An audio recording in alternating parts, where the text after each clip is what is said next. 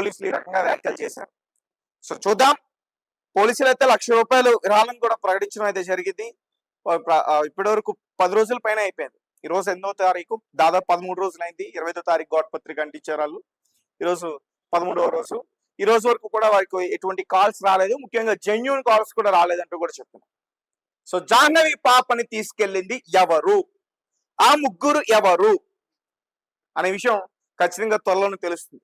కాకినాడ జిల్లా తుని మండలం దోండోక పంచాయతీ సిహెచ్ అగ్రహారం 2.5 సంవత్సరాలు ఉన్న జాహ్నవి, ఆ పాప మిస్ అయ్యి సరిగ్గా ఈ రోజుకి 32 రోజులు అవుతుంది. కానీ పాపకు సంబంధించిన ఏ ఆధారం ఈ రోజు వరకు కూడా దొరకల.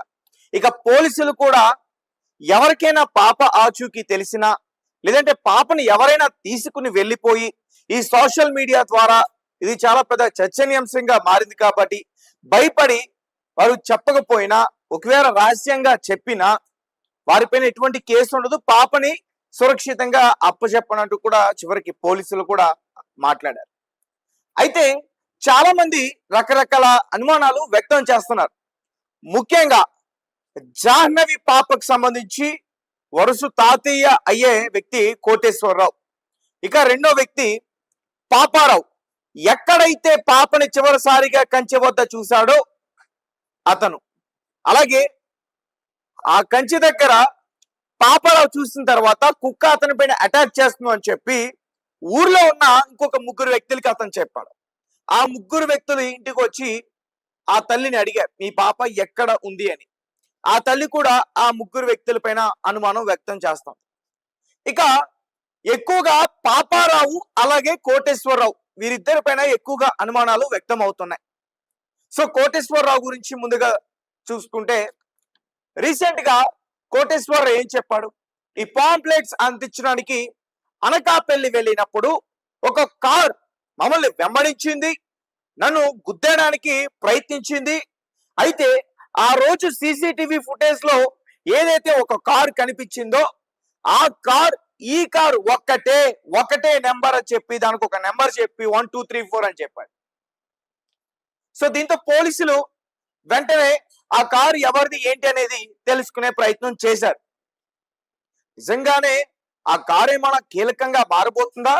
నిజంగానే సిహెచ్ అగ్రహారంలో పాప మిస్ అయిన రోజు ఆ కారులో చక్కర్లు కొట్టిందా? ఆ కారులో ఉన్న కొంతమంది వ్యక్తులు పాపని ఎత్తుకుని పోయారా? వారే కిడ్నాపర్లా అనే కోణంలో పోలీసులు దర్యాప్తు చేయడానికి ముందుకు వచ్చారు. ఆ కార్ని, ఆ నెంబర్ని ట్రేస్ చేసి అది ఎవరిది ఏంటి అనే విషయాలు కూడా తెలుసుకున్నారు. అయితే మరి ఈ వ్యక్తి కోటేశ్వరరావు అనే వ్యక్తి మరి తాగి మాట్లాడుతున్నాడా లేకపోతే ఎలా మాట్లాడుతున్నాడా అది అర్థం కావట్లేదు. కానీ ముందేమో ఆ కారే, ఆ రోజు కనిపించిన కారే, ఎస్ ఎగ్జాక్ట్ గా అంటూ కూడా వీడియో ముందు మాట్లాడటం, అదంతా కూడా వైరల్ కావటం, ఇదంతా కూడా జరిగిపోయింది. నిజంగా అందరూ కూడా ఒక కియా కార్ అంట, పలానా కార్ అంట, చక్కర్లు కొట్టిందంట, పాపను ఎత్తుకెళ్ళిపోయిందంట, ఇలానే అనుకున్నారు అందరూ.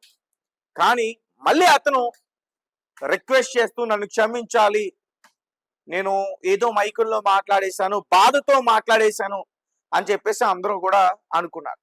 అయితే మీ అందరూ కోటేశ్వరరావు రీసెంట్ గా చేసిన వ్యాఖ్యలు మాత్రమే చూశారు. కానీ రెడ్ టీవీ కోటేశ్వరరావు అసలు ఏం మాట్లాడుతున్నాడు దాని గురించి ముందు నుంచే కొన్ని విషయాలు తెలియజేయడానికి ప్రయత్నించింది. ప్రముఖ కైజ్ అనే ఒక ఛానల్లో కోటేశ్వరరావు మాట్లాడుతూ అక్కడ యాంకర్ గారు అడిగిన ప్రశ్నలకి ఆయన ఏం చెప్పాడంటే, అసలు పాపని కిడ్నాప్ చేయడం కాదు, మా అల్లుడిని కిడ్నాప్ చేయడానికి అసలు ట్రై చేశారు. మా అల్లుడు ఆ దారిలో వస్తాడు అనుకున్నారు, కానీ ఆ రోజు మా అల్లుడు ఆ దారిలో వెళ్ళలే, ఆ బోండాలు పట్టుకుని వేరే దారిలో వెళ్ళాడు. అయితే మా మనవరాలు ఏం అనుకుంది, నాన్న అటే వెళ్ళాడు అనుకుని అటువైపుగా వెళ్ళింది. సో అక్కడ ఆల్రెడీ వారు కంచి దగ్గర కాసుకుని ఉన్నారు, వీడు ఎప్పుడు వస్తే వీడిని పట్టుకెళ్ళిపోదాం అని చెప్పి. అయితే పాప రావడంతో ఆ పాపని కిడ్నాప్ చేసి తీసుకెళ్లిపోయారు. ఎవరు ఆ వ్యక్తులు అంటే ఆ తండ్రితో గొడవ ఉన్నవారు. ఏంట్రా గొడవ అంటే, ఒక కారు విషయంలో గణేష్ జాహ్నవి తండ్రి అతను ఒక కారు కొనుగోలు చేశాడు, దాన్ని బయటికి లీజ్ కి ఇచ్చాడు. ఆ లీజ్ కి తీసుకున్న వ్యక్తి దాన్ని వేరే వాళ్ళ దగ్గర డబ్బుల కోసం తాకట్టు పెట్టేశాడు. దీంతో అసలు కారు ఏమైంది ఏంటి అనే విషయాలపైన వారికి తరచుగా గొడవలు జరిగే, ఫోన్లో తిట్టుకున్నారు. దీంతో చివరికి గణేష్ ఏం చేశాడు, ఆ జీపీఎస్ ద్వారా కారు ఎక్కడుంది ఏంటి అనేది కనుక్కుని ఆ తాకట్టు పెట్టిన వాళ్ళ దగ్గర డబ్బులు ఇచ్చి విడిపించుకుని తర్వాత స్టేషన్ వరకు కూడా ఈ గొడవ వెళ్ళింది. తర్వాత కాంప్రమైజ్ అయిపోయారు. అయితే వాళ్ళే ఇదంతా కూడా చేశారని చెప్పి కోటేశ్వరరావు మాట్లాడుతున్నాడు. అతను ఇంకా ఏం మాట్లాడాడంటే, అంటే 6 నెలల క్రితం జరిగిన ఇన్సిడెంట్ తండ్రి పైన వారు పగ తీర్చుకోవాలనే ప్రయత్నంతో తీసుకెళ్లారని చెప్తున్నారు.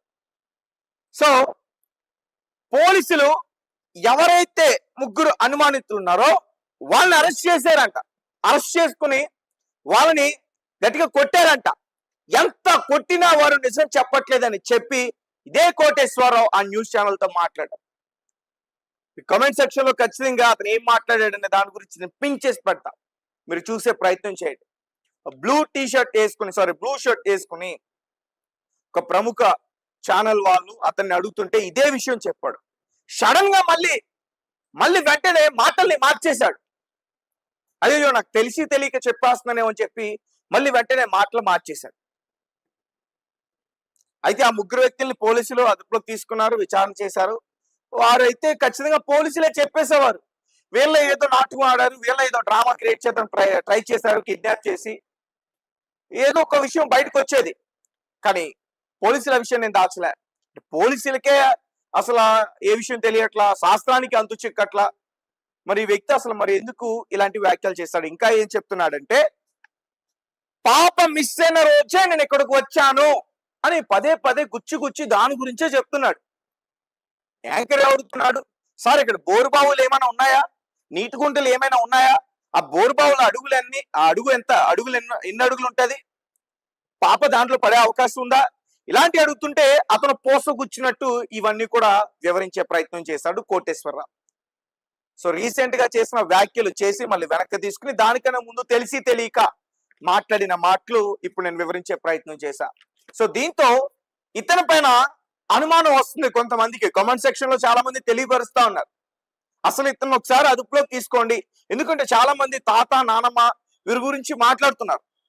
సో అందులో తాత ఇతనేనేమో, ఒకసారి ఇతని గురించి ఎంక్వైరీ చేయండి అంటూ కూడా తెలియపరుస్తా ఉన్నారు చాలా మంది. ఇక పాపారావు, సో పాపారావు చివరిసారిగా 12:40 కంచె దగ్గర చూసిన వ్యక్తి అటుగా బండి మీద వెళ్తున్నాడంట.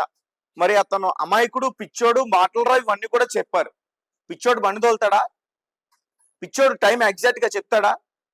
ఏందో నాకైతే అర్థం కావట్లేదు, మీకు అర్థమైతే ఖచ్చితంగా కామెంట్ సెక్షన్ లో తెలియపరచండి. సో ఆ వ్యక్తి కంచె దగ్గర ఉన్న పాపని దగ్గరికి తీసుకోవడానికి ప్రయత్నిస్తున్నప్పుడు కుక్క అడ్డు వచ్చిందని అతను చెప్పాడు. సాధారణంగా పెంపుడు కుక్కలు ఎవరైనా ఇలానే చిన్నపిల్లల దగ్గరికి వచ్చినా వారిని దగ్గర తీసుకుని ముద్దాడినా కుక్కలు నిజంగానే అవి కోప్పడతాయి, అవసరమైతే కరుస్తాయి, పెక్కబట్టుకుని లాగుతాయి.